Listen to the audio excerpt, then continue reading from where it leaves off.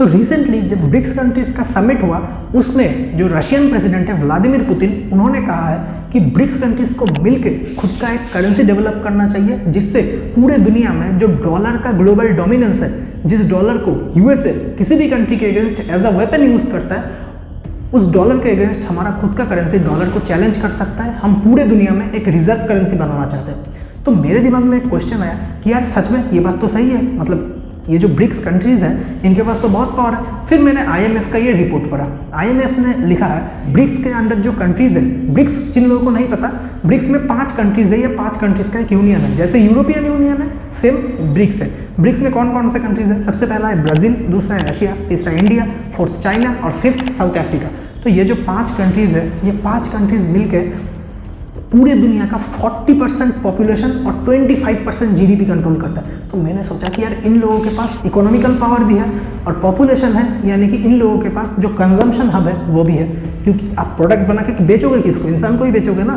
तो 40% पॉपुलेशन तो इन लोगों के पास है, इन्हें नहीं बेचोगे तो बेचोगे किसके पास?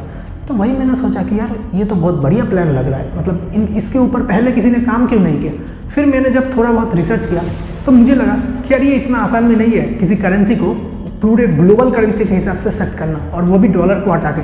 तो वही हम देखेंगे आज की इस वीडियो में कि अगर ब्रिक्स कंट्रीज अपना खुद का करेंसी लेके आता है, क्या वो पूरे वर्ल्ड वाइड डॉलर के डोमिनेंस को चैलेंज कर पाएगा या फिर डॉलर फिर भी ग्लोबल करेंसी बना रहेगा। वीडियो को एंड तक देखना। Well, Russia has suggested that BRICS countries should drop the US dollar in favor of national currencies when trading between the bloc. The group of 5 emerging economies includes Brazil, Russia, India, China, as well as South Africa. Our top focus at this hour. This year, Beijing is hosting the meeting of BRICS emerging economies. The 5 nations, that is Brazil, Russia, India, China, and South Africa. They account for more than 40% of the global population and nearly a quarter of the world's gross domestic product.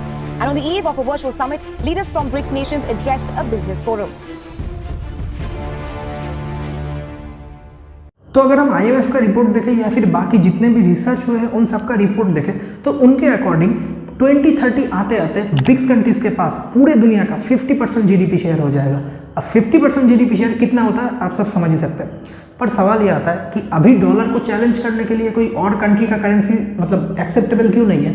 तो इसके लिए मान लेते हैं India को UK से कुछ purchase करना है। अब इंडिया यूके को बोल रहा है हम आपको रुपीज़ में पेमेंट करेंगे, तो यूके बोलेगा आप हमें रुपीज़ में पेमेंट करेंगे, हम ले तो लेंगे, लेकिन दोबारा अगर हमें किसी दूसरे कंट्री से कोई और चीज़ ऑर्डर करना होगा तो वो कंट्री रुपीज़ तो नहीं लेगा ना। फॉर एग्जांपल वो चाइना से कुछ ऑर्डर करेगा या फिर फ्रांस से कुछ ऑर्डर करेगा, तो वो लोग तो बोलेंगे कि हमारे करेंसी में पेमेंट दो या फिर डॉलर में पेमेंट दो, हम इंडियन रुपीज़ को एक्सेप्ट क्यों करें? इसीलिए करंट सिचुएशन पे कोई भी और कंट्री अपना खुद का करेंसी मतलब अगर ग्लोबल करेंसी बनाना भी चाहे तो नहीं बना सकता, क्योंकि दूसरे कंट्रीज उसे एक्सेप्ट नहीं करेंगे। लेकिन अगर ब्रिक्स कंट्रीज खुद का एक करेंसी लॉन्च करता है तो वहाँ पे क्या होगा? मान लेते हैं इंडिया यूके से कुछ परचेस कर रहा है और बोल रहा है कि हम आपको ब्रिक्स करेंसी में पेमेंट करेंगे। तो ब्रिक्स करेंसी में पेमेंट करेंगे तो यूके बोलेगा कि आपके सिवा तो इससे हम किसी से और कुछ खरीद नहीं सकते। तब इंडिया बोल सकता है जी नहीं, आप इससे हमसे भी खरीद सकते हैं, चाइना से खरीद सकते हैं, रशिया से खरीद सकते हैं, साउथ अफ्रीका से खरीद सकते हैं, ब्राज़ील से खरीद सकते हैं। इन 5 कंट्रीज से आप सामान खरीद सकते हैं।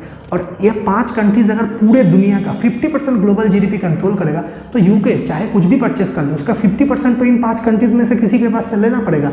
तो इसीलिए अगर ब्रिक्स करेंसी आता है तो लोगों को बाय डिफॉल्ट ब्रिक्स करेंसीज को खरीदना पड़ेगा अपना ट्रेड कंटिन्यू रखने के लिए। इसी तरीके से ब्रिक्स करेंसी डॉलर को चेंज कर सकता है। दूसरा सबसे बड़ा एडवांटेज होगा, ये 5 कंट्रीज मिलके पूरे दुनिया का 50% से भी ज़्यादा का पॉपुलेशन कंट्रोल करेगा। फॉर एग्जांपल चाइना अभी के टाइम पे पूरे दुनिया का सबसे बड़ा मार्केट है, यानी कि पूरे दुनिया का हाईएस्ट पॉपुलेटेड कंट्री है चाइना। सेकंड नंबर पे आ रहा है इंडिया, और 2030 आते आते इंडिया चाइना को क्रॉस कर जाएगा। इंडिया बनेगा पहला पॉपुलेटेड कंट्री, दूसरा बनेगा चाइना, उसके बाद रशिया है, ब्राज़ील है, साउथ अफ्रीका है। इन सब कंट्रीज़ का अगर हम टोटल मिला दें तो 50% से भी ज़्यादा पॉपुलेशन होगा। अब इतना बड़ा पॉपुलेशन, यानी कि अब बेचोगे किसको? आप इंसान को ही तो बेचोगे ना। तो अगर कल को ब्रिक्स कंट्रीज बोल दे कि हम आपसे कुछ भी सामान तभी लेंगे जब आप ब्रिक्स करेंसीज में पेमेंट कर लोगे, तो अगर ब्रिक्स करेंसी में पेमेंट लेना ही पड़ेगा, क्योंकि आप 10 में से 5 इंसान को इग्नोर करके बाकी 5 को सेल नहीं कर सकते। आपको टोटल 10 में से आप हार्डली 1 या फिर 2 इंसान को निकाल सकते हो अपने लिस्ट से, लेकिन 5 इंसान को, आधा इंसान को निकाल के आप अपना प्रोडक्ट नहीं बेच सकते। तो इसीलिए आपको ब्रिक्स करेंसी लेना ही पड़ेगा। और जब ब्रिक्स करेंसी लेना पड़ेगा तो आपको कोई और करेंसी सेल करना पड़ेगा। और पूरे दुनिया में अभी करंट टाइम पे है रिजर्व करेंसी डॉलर, तो डॉलर को सेल करो, ब्रिक्स करेंसी लो, जिससे ब्रिक्स करेंसी का वैल्यू बढ़ेगा और पूरे दुनिया में ब्रिक्स करेंसी का जो डोमिनेंस है वो मेंटेन होता रहेगा, वो ग्रो होता रहेगा। और इसी से रिलेटेड जब इतना ज़्यादा पॉपुलेशन होगा, जैसे चाइना इतना ज़्यादा ग्रोथ क्यों अचीव कर पाया, क्योंकि चाइना के पास बहुत ज़्यादा चीप लेबर है और इस चक्कर में पूरे दुनिया के जितने भी कंपनीज है वो उसके पास जाता है। क्यों? क्योंकि वो चीप लेबर ऑफर कर पाता है। जब इतना चीप लेबर ऑफर कर पाएगा तो ग्लोबल मार्केट में उस चीज़ का प्राइस तो ऑटोमेटिकली डाउन हो जाएगा। तो ब्रिक्स कंट्रीज के पास बहुत ज़्यादा पॉपुलेशन है और इस पॉपुलेशन को अगर हम एक तरीके से स्किल्ड पॉपुलेशन बना पाए तो पूरे ग्लोबल मार्केट में प्राइस में हमसे कोई कंपटीशन नहीं कर पाएगा, क्योंकि हमसे ज़्यादा चीप लेबर कोई दे ही नहीं सकता। इसीलिए पूरे दुनिया में ब्रिक्स करेंसीज को लोगों को लेना ही पड़ेगा। और तीसरा और सबसे बड़ा एडवांटेज जो ब्रिक्स करेंसीज के पास है वो है उन लोगों का जियोपॉलिटिकल लोकेशन। यानी कि अगर हम रशिया और ब्राज़ील को देखेंगे तो ये दोनों फुल रिसोर्सेज से भरा हुआ कंट्रीज है। रशिया पूरे दुनिया का 24% का नेचुरल गैस कंट्रोल करता है और पूरे दुनिया में जो क्रूड ऑयल है उसका 6% अकेला रशिया कंट्रोल करता है। उसके बाद अगर हम इंडिया और चाइना को देखेंगे, इंडिया और चाइना पूरे दुनिया में जो मेन रोड है, क्योंकि जिन लोगों को नहीं पता पूरे दुनिया में अगर 100% जो ट्रेड होता है उसका 90% तो सी से होता है, यानी कि समुद्र से होके जाता है। और इस 90% के अंदर जो 65% ट्रेड है वो इंडो पैसिफिक रीजन के अंदर होता है। इंडो पैसिफिक रीजन कौन सा है नहीं पता, कोई बात नहीं, आपके स्क्रीन पे दिख रहा होगा, ये है इंडो पैसिफिक रीजन। और आप क्लियरली देख सकते हो इंडो पैसिफिक रीजन में सबसे ज़्यादा जो स्ट्रॉन्ग मिलिट्रली और इकोनॉमिकली अगर कोई स्ट्रॉन्ग कंट्री है तो वो है इंडिया और दूसरा है चाइना, और ये दोनों ही ब्रिक्स कंट्रीज का मेंबर है। तो अगर ये दोनों चाहे तो इंडो पैसिफिक रीजन में अपना खुद का मिलिट्री बेसिस इस्टेब्लिश कर सकते हैं, अपना खुद का डोमिनेंस क्रिएट कर सकता है, ताकि ये बाकी कंट्रीज़ को ब्रिक्स करेंसी लेने पे मजबूर कर सके। और चेरी ऑन द केक तो ये है कि रिसेंटली जब साउथ अफ्रीका के प्रेसिडेंट सऊदी के विजिट पे थे तो सऊदी के जो क्राउन प्रिंस है मोहम्मद बिन सलमान, उन्होंने खुद का इंटरेस्ट शो किया है ब्रिक्स कंट्रीज़ में ज्वाइन होने के लिए। और अगर किसी ग्रुप में सऊदी अरेबिया आ जाता है, यानी कि आप समझ सकते हैं इनडायरेक्टली पूरा ओपेक कंट्रीज उस ग्रुप के अंदर आ चुका है। और ओपेक कंट्रीज का बेताज बादशाह है सऊदी अरेबिया, क्योंकि सऊदी अरेबिया अकेला पूरे दुनिया का लगभग 17% क्रूड ऑयल कंट्रोल करता है। और डॉलर का इतना ज़्यादा स्ट्रॉन्ग होने का सबसे बड़ा एक मेजर रीजन है क्योंकि सऊदी अरेबिया सिर्फ और सिर्फ डॉलर में पेमेंट लेता है और क्रूड ऑयल सेल करता है। कल को अगर सऊदी अरेबिया बोल दे कि मुझे भी ब्रिक्स कंट्री करेंसी में पेमेंट चाहिए, तो पूरे दुनिया में लोगों को ब्रिक्स करेंसी चाहे या फिर ना चाहे उन्हें बाय डिफॉल्ट ये रखना ही पड़ेगा। तो अभी तक ये सुनकर तो बहुत अच्छा लग रहा होगा कि राइट कि इतना बढ़िया डिसीजन है, सब कुछ इतना अच्छा है, इतना ज़्यादा एडवांटेज है, फिर ये डिसीजन पहले क्यों नहीं लिया गया? ये डिसीजन पहले इसलिए नहीं लिया गया क्योंकि इसके बहुत सारे लिमिटेशंस भी है। चलिए लिमिटेशन बताता हूँ। सबसे पहला लिमिटेशन है, ये आप स्टैटिस्टिक्स में देख सकते हैं, 2027 आते आते 2030 तक का मुझे नहीं मिला, 2027 आते आते जो ब्रिक्स कंट्रीज है उसका 70% जीडीपी सिर्फ चाइना कंट्रीब्यूट करेगा।